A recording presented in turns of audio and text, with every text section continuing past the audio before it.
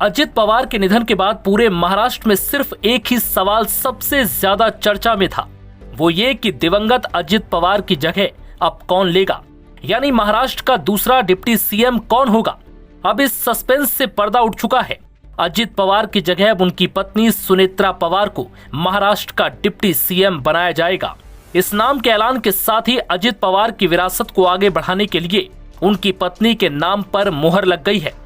NCP नेताओं ने बैठक में एक सुर में सुनेत्रा पवार को डिप्टी सीएम बनाए जाने का प्रस्ताव रखा था। एनसीपी सूत्रों के मुताबिक अजित पवार की पत्नी सुनेत्रा पवार ने उप मुख्यमंत्री बनने का अनुरोध भी स्वीकार कर लिया है। सुनेत्रा पवार शनिवार शाम 5 बजे उप मुख्यमंत्री पद की शपथ ले सकती हैं। बैठक के बाद बताया गया कि शनिवार दोपहर 2 बजे विधान भवन में एनसीपी विधायकों की बैठक होगी, जिसके बाद शाम को सुनेत्रा पवार का शपथ ग्रहण समारोह संपन्न होगा। इस बैठक में कैबिनेट में मंत्रियों के चयन और उनके विभागों पोर्टफोलियो के आवंटन को लेकर गहरा मंथन किया जा रहा है। एनसीपी नेताओं की इस चर्चा के बाद सुनील तटकरे और प्रफुल्ल पटेल मुख्यमंत्री देवेंद्र फडणवीस से संवाद करेंगे। मुख्यमंत्री के साथ अंतिम निर्णय होने के बाद ही शनिवार को होने वाले विधायक दल की बैठक और दूसरे कार्यक्रम के सटीक समय की घोषणा की जाएगी। वहीं दूसरी तरफ मुख्यमंत्री देवेंद्र फडणवीस भी अहम जिम्मेदारी संभालने जा रहे हैं। सूत्रों के मुताबिक फडणवीस आगामी बजट सत्र से पहले राज्य के वित्त मंत्रालय का प्रभार अपने हाथों में लेंगे।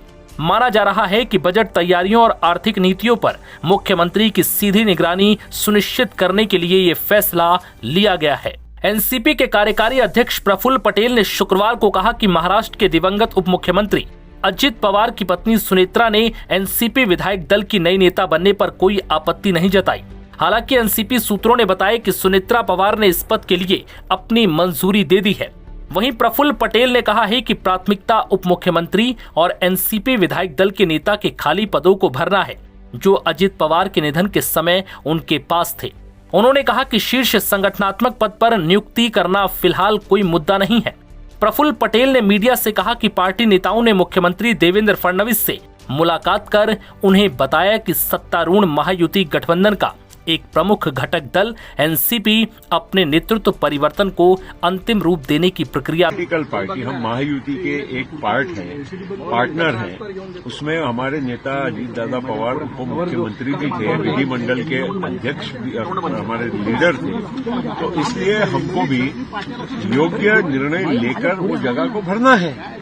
ये बात करने के लिए मुख्यमंत्री से ये आए थे कि हम ये जल्दी से जल्दी ये प्रक्रिया पूरी करना चाहते हैं।